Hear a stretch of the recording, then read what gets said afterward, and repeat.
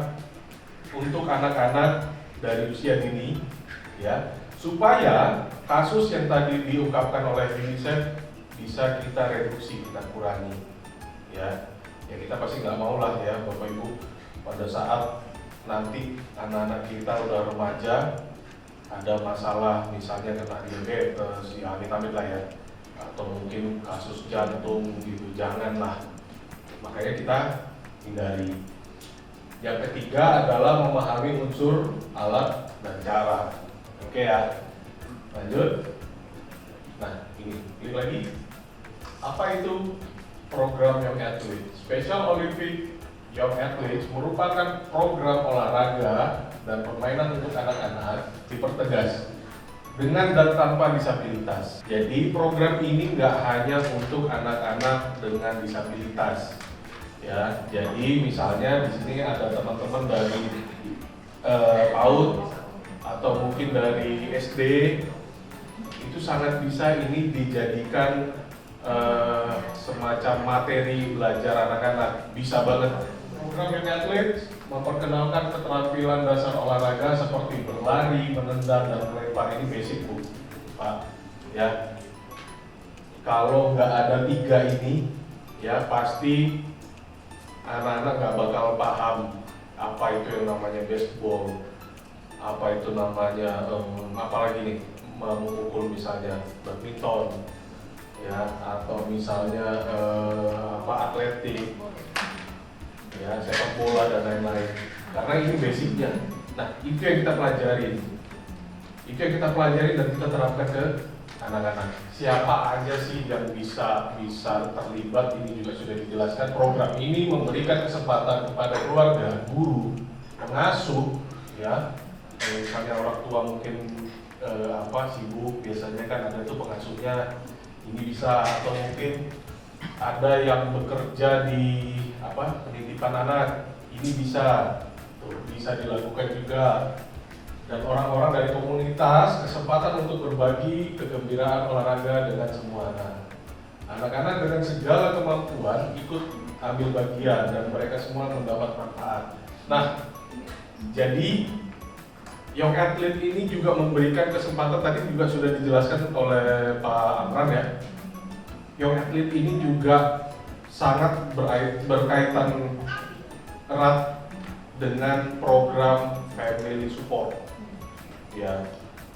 Jadi orang tua, kakak atau adiknya, ya, atau misalnya omnya atau kakeknya itu bisa jadi volunteer keterampilan motorik.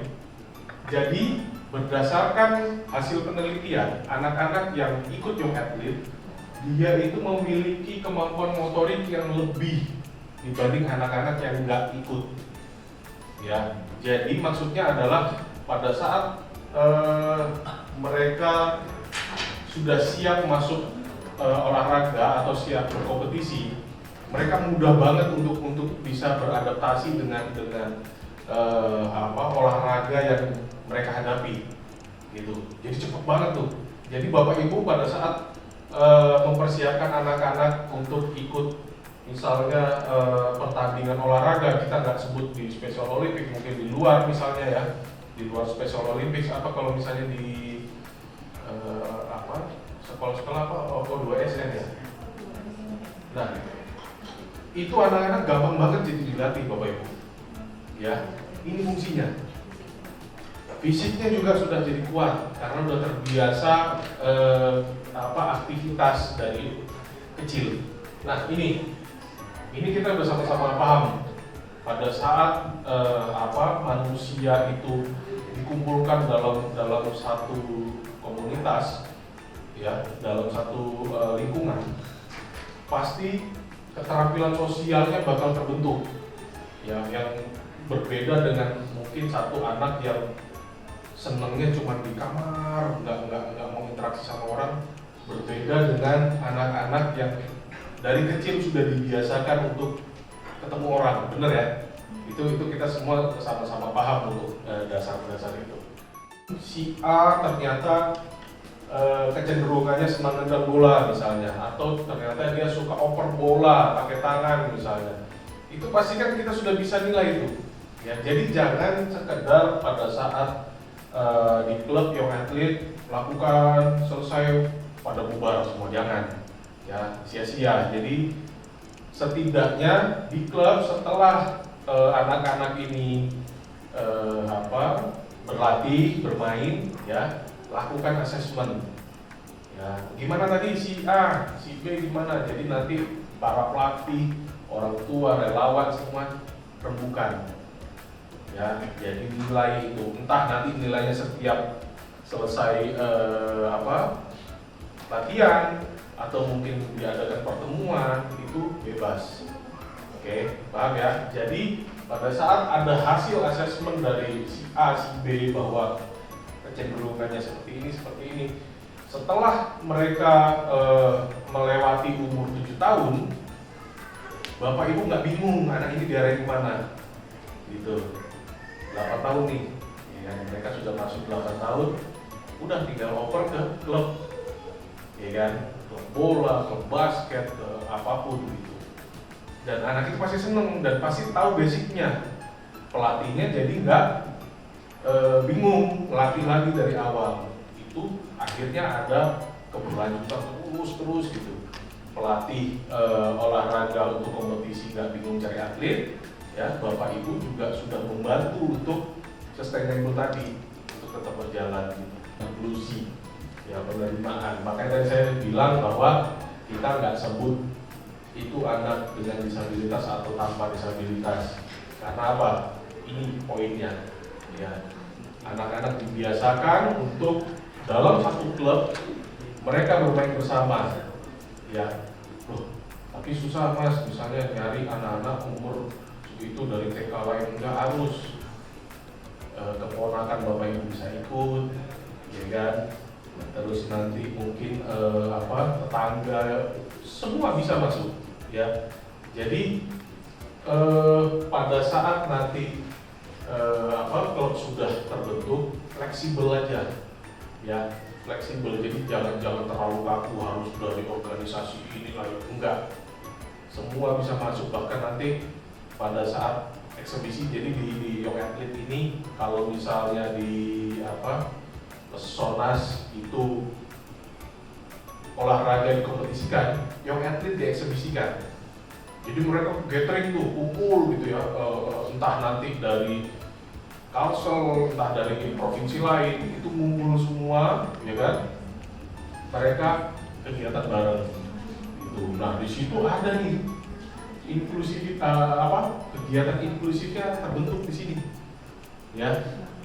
Dan itu akhirnya memunculkan sifat penerimaan dari anak-anak. Tadi Pak Amran bilang itu bagus banget tuh. Ya, jadi pada saat nanti mereka dewasa sudah nggak ada yang namanya barrier bahwa si ini mohon maaf cacat, ini sehat atau normal, nggak ada lagi kata-kata itu. Itu cukup pada saat di generasi kita aja. Setelah kita putus itu semua melalui Unified ini.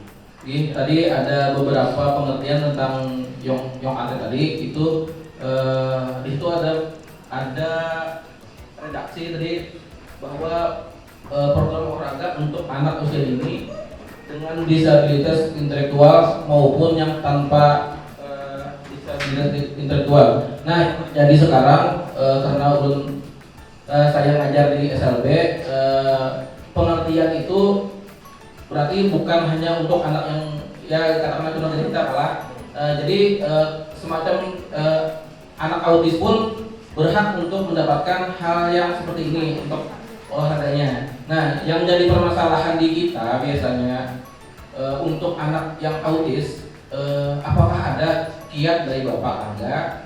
Soalnya pengalaman dari saya selama mengajar di olahraga, untuk anak autis ini sangat susah untuk motoriknya ataupun untuk melakukan hal-hal yang seperti yang Bapak contohkan tadi di video segala macam. Nah, pertanyaannya mungkin itu sekedar curhatan ulun mengenai trik bagaimana kalau misalnya Bapak punya trik bagaimana mengajar anak autis yang memang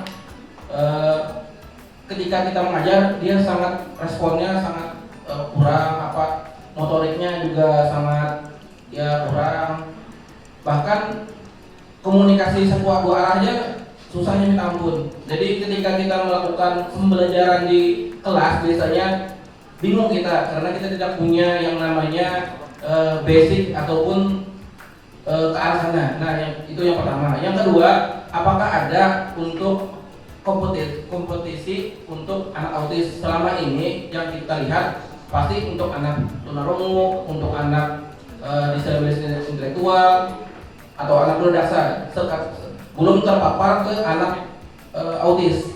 Nah, apakah ada mungkin kira-kira yang kompetisinya itu untuk anak autis? Mungkin itu Pak. Terima kasih. Oke, bukan dulu. Oke.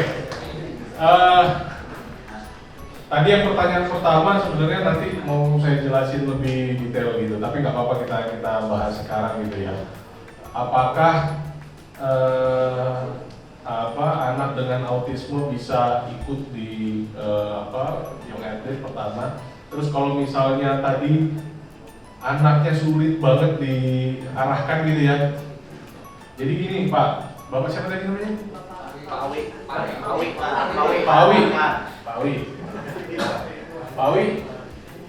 Ini pada saat tadi Bapak bertanya, saya jadi ingat waktu kami mendapatkan pelatihan di Singapura waktu itu.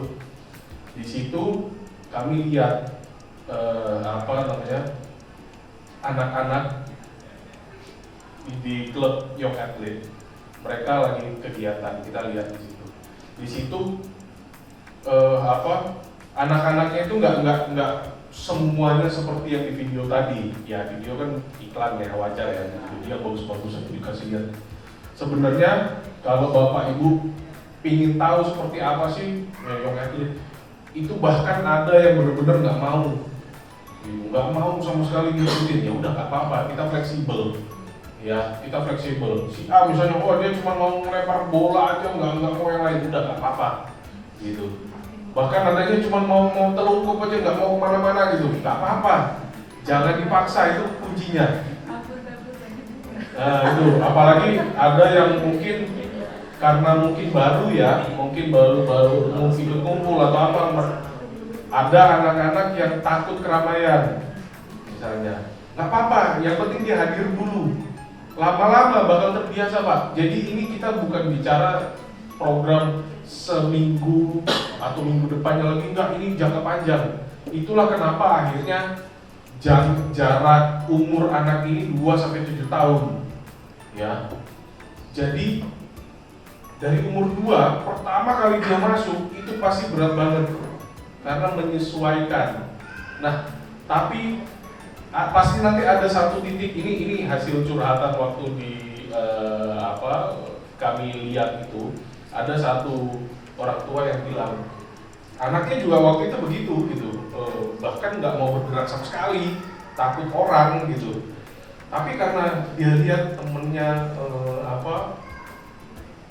kegiatan bermain, ya kan, terus ngeliat warna, ya kan, kok bolanya bagus ya gitu, lama-lama ikut gitu. Ya, jadi saran yang bisa saya berikan ke Bapak Ibu pada saat mendapati anak-anak yang benar-benar resist gitu, menolak banget gitu ya awal-awal gitu.